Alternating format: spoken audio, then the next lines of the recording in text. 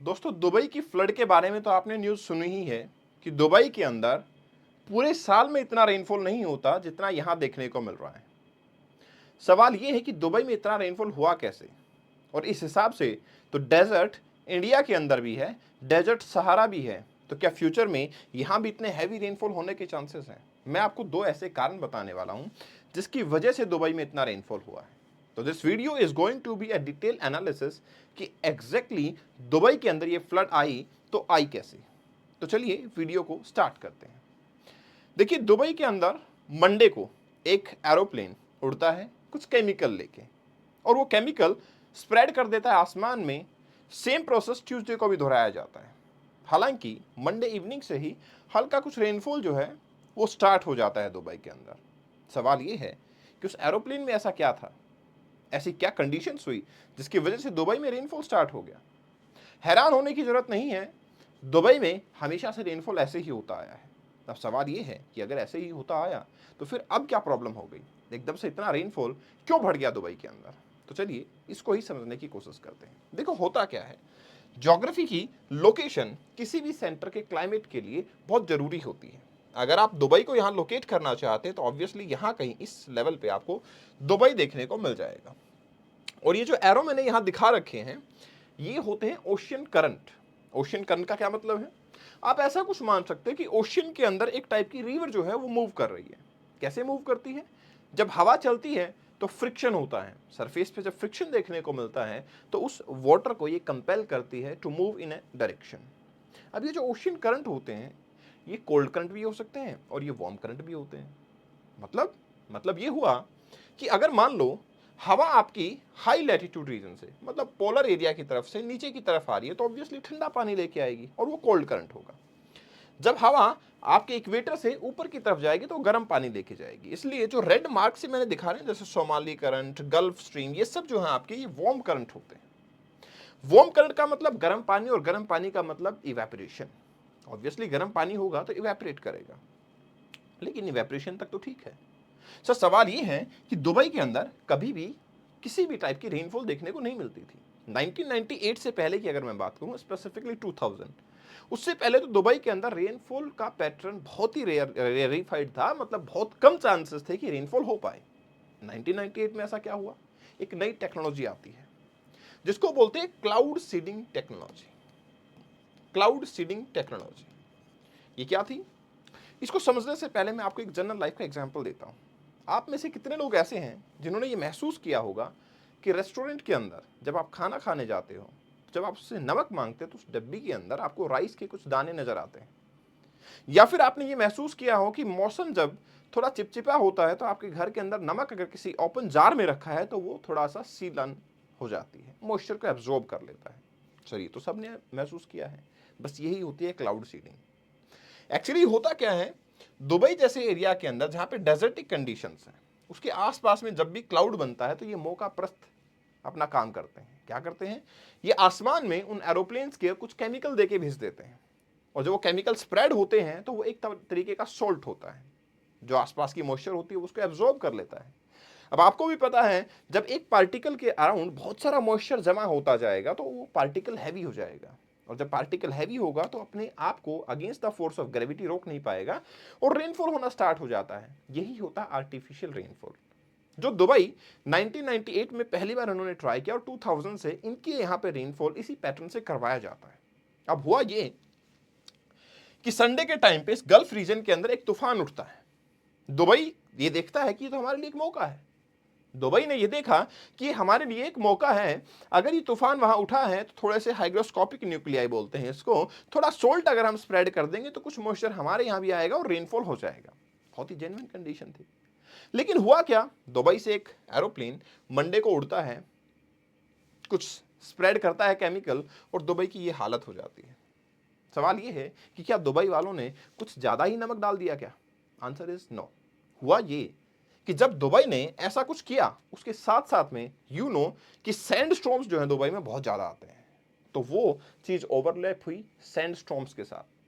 अब अगर sand particle आसमान में है, वो भी तो एक हाइग्रोस्कोपिक न्यूक्लियाई है, वो भी मॉइस्चर को अपनी तरफ एब्जॉर्ब कर सकते हैं। तो मतलब मॉइस्चर वहां से भी एब्जॉर्ब हुआ, मॉइस्चर आर्टिफिशियल सोल्ट से भी एब्जॉर्ब हुआ और अबंडेंट अमाउंट ऑफ मॉइस्चर वहां पे एक्यूमुलेट हो गया। अब इसके साथ साथ में जो वार्म करंट है वो भी काफी इंपॉर्टेंट रोल प्ले करते हैं, बट ये कोई इमीडिएट रोल प्ले नहीं हो सकता, क्योंकि वार्म करंट जो गर्म पानी है तो बड़े लंबे टाइम से चल रहा है। ग्लोबल वार्मिंग है, यस वो बड़े लंबे टाइम से हो रही है, हालांकि उससे सी लेवल राइज हो रहा है। दुबई की लगभग 1500 किलोमीटर की जो कोस्टल बाउंड्री है वो आप मान के चलो कि अगले एक डिकेड के अंदर करीबन 9% तक सबमर्ज हो जाएगी।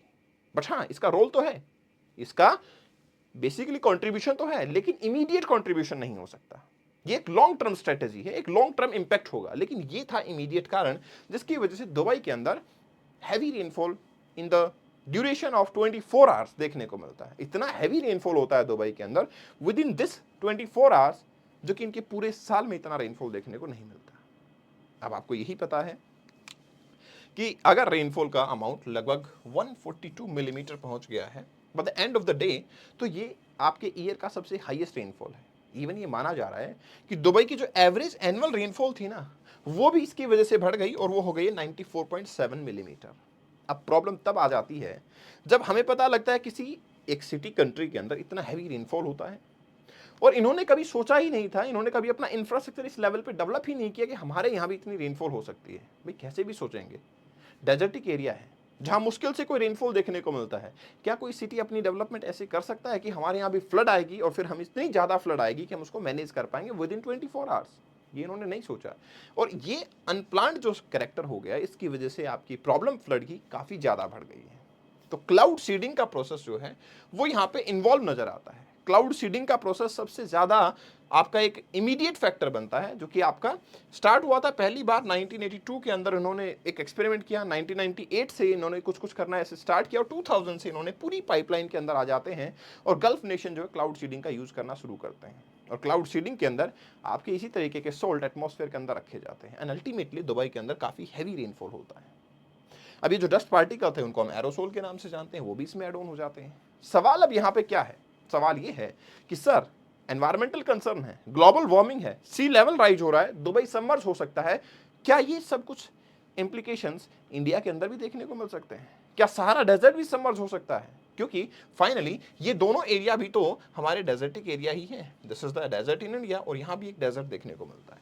देखिए, सबसे पहली चीज, ये जो डेजर्ट है आपका सहारा वाला, इसके पास में कोल्ड करंट होता है, कैनरी करंट। कोल्ड करंट मतलब ये टेम्परेचर को कम रखता है, जिसकी वजह से मॉइस्चर का एटमॉस्फेयर में एड ऑन होना कंपैरेटिवली कॉम्प्लिकेटेड है। दूसरी इंपॉर्टेंट चीज़ क्या है, इस एरिया के अंदर जो कंट्रीज हैं वो बहुत ज़्यादा रिच नहीं है, और रिच ना होने की वजह से ऐसी कोई आर्टिफिशियल रेनफॉल करवा पाना उनके लिए कंपैरेटिवली बहुत कॉम्प्लिकेटेड है। When it comes to the India, तो क्या इंडिया भी आर्टिफिशियल रेनफॉल करवाता है? आंसर इज अभी तक तो नहीं करवाता, क्योंकि इंडिया को ऐसा अभी जरूरत नहीं है। लेकिन हाँ, अगर इंडिया ऐसी कोई एक्टिविटी यहाँ पे करता है, स्पेशली राजस्थान रीजन के अंदर, तो हाँ, ये कंडीशन हमारे लिए भी लाजमी होगी, हमारे लिए भी ये कंडीशन सबसे प्रॉब्लमेटिक होगी। मैं आपको एक और चीज़ बताना चाहूँगा। देखिए, फ्लड का मतलब ये नहीं होता कि हैवी रेनफॉल मैनेज नहीं कर पा रहे हैं। फ्लड इस कारण से भी आता है क्योंकि जैसे ही रेनफॉल आता है डेजर्टिक एरिया में, तो उसके अंदर बहुत सारे सेडिमेंट, मिट्टी, वो साथ साथ में फ्लो करना स्टार्ट कर देती है, जिसकी वजह से लेवल काफ़ी हद तक बढ़ जाता है। और जब वो लेवल बढ़ेगा तो हमारे लिए और फ्लडिंग कंडीशंस को क्रिएट करेगा। तो yes, Rajasthan region is prone to it, but हाँ, ये रीजन अभी तक तो प्रोन नहीं है क्योंकि यहाँ पे कोल्ड करंट है, बट स्टिल विंटर टाइम में यहाँ पे भी ये कंडीशन हो सकती है। अब आप सोचेंगे, सर विंटर टाइम पे ये कंडीशन कैसे हो सकती है? विंटर में तो बिल्कुल भी मॉइस्चर नहीं होता। नहीं होता, लेकिन आप एक चीज़ सुनो, विंटर टाइम पे मेडिटेरेनियन के ऊपर एक कोल्ड एयर मास होता है, ठंडा रीजन, और ये होता है कंपैरेटिवली वार्म रीजन। जब गर्म और ठंडा एयर मास एक दूसरे से मीट करते हैं तो ठंडा एयर मास गर्म एयर मास को पुश करता है टू राइज, और इसको कहते हैं साइक्लोनिक कंडीशंस। अगर इन सर्कमस्टांसेस के अंदर जब साइक्लोन बनता है और यहाँ पे क्लाउड सीडिंग की जाए, तो डेफिनेटली इस केस में भी फ्लडिंग देखने को मिल सकती है। तो मैं ये कहना चाहूँगा कि पहले हम एक नेचर में बिलीव करते थे, हम नेचर के रूल को मानते थे। नेचर कहती है कि रेनफॉल ज़्यादा होगा तो हम ज़्यादा कर लेते थे। नेचर कहती है इस एरिया में रेनफॉल नहीं होगा, हम नेचर के अकॉर्डिंग अपने आप को अडॉप्ट करते थे। अब क्या हो गया है, अब हम ह्यूमनाइजेशन ऑफ नेचर को स्टार्ट कर चुके हैं। मतलब अब हम चाहते हैं कि नेचर ह्यूमन के हिसाब से बिहेव करे।